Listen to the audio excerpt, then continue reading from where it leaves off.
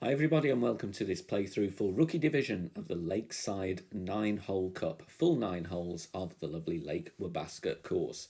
We are going to look at replays and adjustments. These are general wind conditions, may not be indicative of what we get during the tournament. Please hit thumbs up and make sure you subscribe to the channel as well. Get the bell button switched on, you will get notifications when we upload new content here on the channel. As always, we are using true rookie clubs for this Rookie Division playthrough, so I hope it helps get a feel for the holes and helps you to explore or give you an idea of some of the routes that you may want to take on this lovely recent course that's been added to the game. Hope you do well in the Lakeside 9-hole Cup. Let's get started with hole number 1. Hole number 1, very good chance for an eagle. I like the big topper for the large amount of topspin needed. And it is 8 topspin and 2 right spin, playing with a Titan because we need the distance. Setting up at max distance with big topper level 3, second bounce in the rough in between the nice gap between those trees. Max plus 10 is the adjustment here. We're going to go with half a ball of curl to the right just to bring the ball in towards the green a little bit nearer. Important to hit perfect, of course, with the big topper. Can play this with an extra mile, but you would need a power 5 ball. Rolls out and leaves a very nice wedge for an eagle on hole number 1, which is a par 4. There will be 2 shots here really that offer the best chance at the hole in one. You can bounce over, but the rough bump is the best. Problem with the bounce over is speed control, and you will most likely roll off the back of the green and down into the rough. So we are going to have to play aggressive with the rough bump. In crosswind or tailwind, we'll be playing with a wood club and a power 3 ball, as I do here. A hint of top spin and a few clicks of left spin. Aim at the pin, leave the ball guide short, unless of course you have a high level sniper. Then we adjust max plus 20. If we have any form of headwind, then you'll be playing with the quarterback for the accuracy here, and then you'll be playing at min distance with either a marlin or a navigator, so that you can set up at the minimum distance line. Otherwise, if you've got a power 2 plus ball, you won't be able to set up in the rough.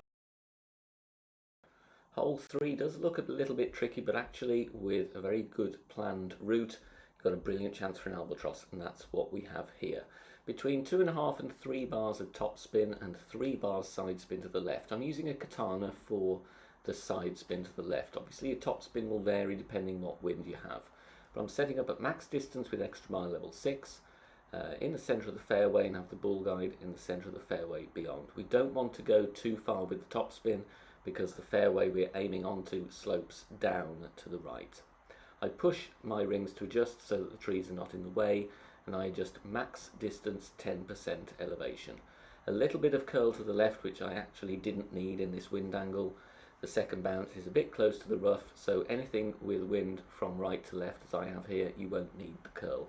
But I would suggest it if you have the wind the opposite way round. Not threatening the rough though, and we're rolling nicely in the middle of the fairway. Second shot playing with thorn, and we're going to add a little bit of backspin and 2 bars side spin to the right, and then assuming you have general rookie level clubs for the thorn, you're going to leave the ball guide short because you won't have a fully developed ball guide with anything less than a thorn level 8.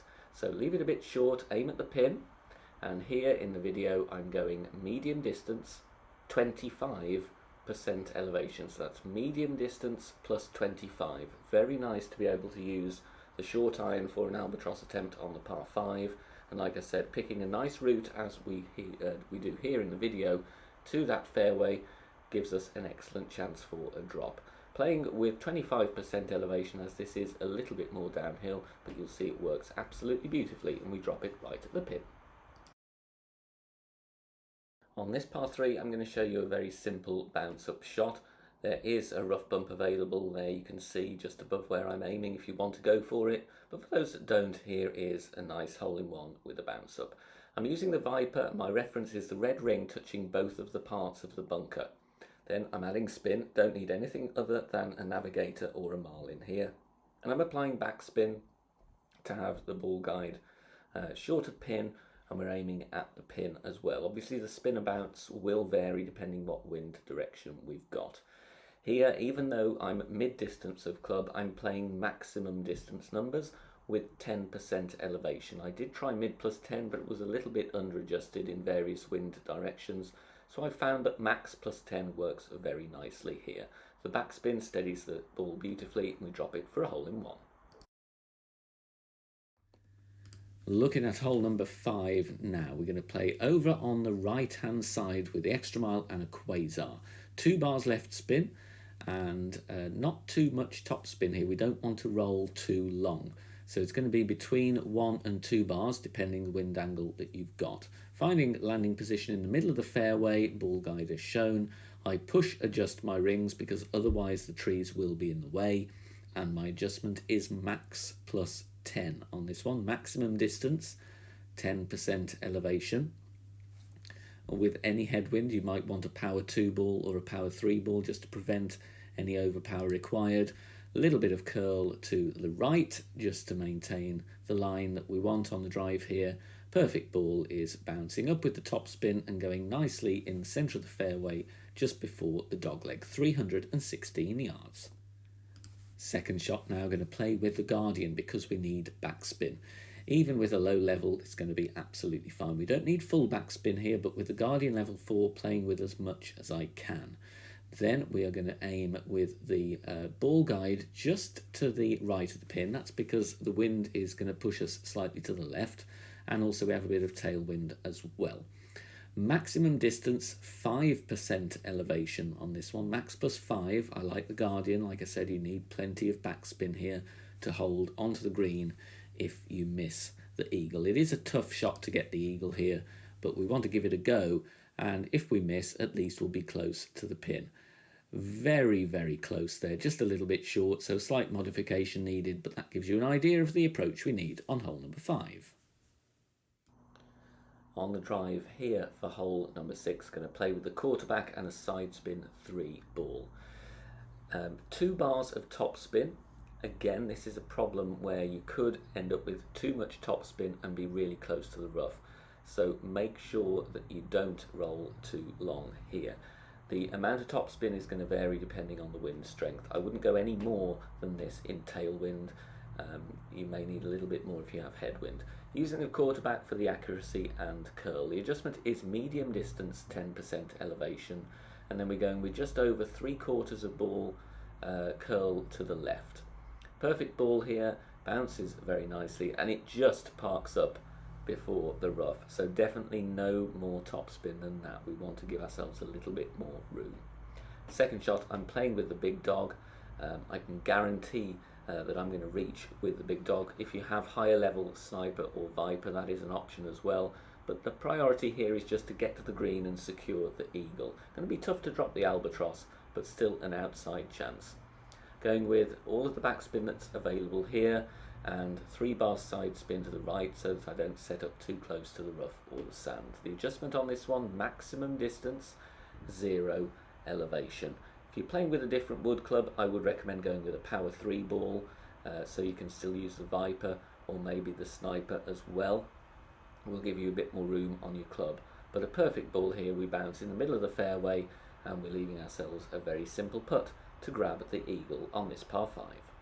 Hole in one here to show you on hole number 7, which is the last of the par 3s. Going to show you here a shot with the viper, but if you have sniper, then that is a better choice as well. If you don't have the viper or you prefer a different wood club, you can go with that as well. But the ring reference here, red ring touching the beginning of the fringe with this particular club level. Playing with a navigator, we don't need any higher power ball really, unless you've got very low level clubs. Aiming deliberately left of pin, that's because the wind, in this example we have crosswind left to right, that will push the ball to the right. So the ball guide shown, that will be in 0 wind. So remember the ball guide that you actually get, the path of the ball will vary from what you see. It will be pushed to the right. So that's why I aim intentionally to the left. Max plus 20 on this one. Tough to get the speed right, and in different wind angles you'll need to tweak the spin and the aim slightly, but it gives you an idea here. Very nice speed, falling right in there at the pin for a lovely hole in one on the 7th. Got an aggressive drive here on hole 8 with the berserker, going with the extra mile for distance and top spin. I have to stretch out to find my position. The reason I'm playing down the right side is because there is a very unhelpful tree in the way. If you're going left side, you have to play left or right of the tree, and it takes away most of the chances for an eagle. So 4.5 top spin with a berserker, stretch out, look at how many rings I need to push up after I adjust. Max plus 10 is the adjustment. I then push up to max. I've still got some rings left from my initial position, so I'm going to apply those as overpower. Around 2.5 to 3 rings. We have a tutorial on that on the Academy home page if you need tips on how to judge the amount of overpower correctly. Important to hit perfect, of course. This fairway is slightly narrower, but we get away with a perfect, and it rolls down nicely. It looks from the camera angle here that we're not going to have a clear view of the green, but the flag just pokes out to the right of the tree, and we're going to be fine with the backbone. I check my club distance here, and I want to bounce halfway between the rough and the fringe. Nice consistent spot to aim at here. And the adjustment I'm using, as we're slightly more downhill, going to play this one max plus 20. So I'm aiming at the pin, then applying backspin to get the ball to steady itself nicely. Leave the ball guide short. I haven't got a fully developed ball guide, obviously, with the backbone. So we're going to leave that short. And the adjustment here, mid distance, 20% elevation. So mid plus 20. We adjust our rings, and we're going to have a very good chance here following on from a successful drive, and I think it is worth putting a power 5 ball on and trying to get that extra distance to try and give yourselves a good opportunity for an eagle. Just missing to the right, but a very good chance nonetheless. Finally on to hole 9. Again, there's a few options of where to play here, but I think the sensible route is going directly forward with the green in view. Use a power 3 ball here. Tighten is ideal for crosswind and tailwind. A kingmaker will help in headwind because it will reduce the amount of overpower. I put 4.5 topspin on here, but then I reduced to 4 purely to give myself a little bit of margin for error with the tailwind push, because it will give us an extended bounce than is shown on the ball guide due to the wind push. So I would go 4.5 in crosswind, but tailwind 4 topspin. Headwind definitely go with 4.5, and we're going to bounce over, setting up at max distance with a power 3 ball.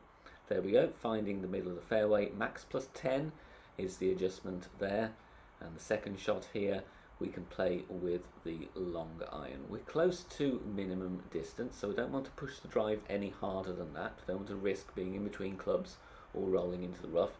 This is absolutely fine. So check your club distance, apply some backspin. The backbone, very good option for true rookie clubs here. And then we're going to go aiming at the pin, almost straight tailwind.